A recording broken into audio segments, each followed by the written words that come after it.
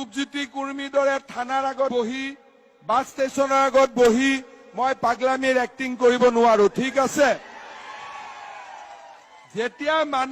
যেতিয়া মানুহ সঁচাকৈ পাগল হয় তেতিয়া তেওঁৰ প্ৰতি আমাৰ সমবেদনা থাকে, কিন্তু যেতিয়া ভাল মানুহ এজনে ৰাস্তা ঘাট বনাব নোৱাৰি দুখীয়া মানুহৰ দৰিদ্ৰতা দূৰ কৰিব নোৱাৰি পাগলামিৰ এক্টিং কৰে, এইটো বেয়া কথা কিন্তু, হয় নে নহয়? ৰূপজ্যোতি কুৰ্মীৰ দৰে থানাৰ আগত বহি বাছ ষ্টেচনৰ আগত বহি মই পাগলামিৰ এক্টিং কৰিব নোৱাৰো, ঠিক আছে।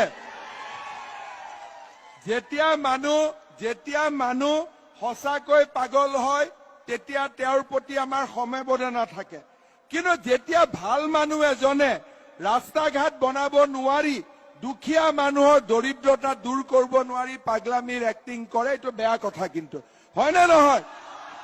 ৰূপজ্যোতি কুৰ্মীৰ দৰে থানাৰ আগত বহি বাছ ষ্টেচনৰ আগত বহি মই পাগলামিৰ এক্টিং কৰিব নোৱাৰো, ঠিক আছে।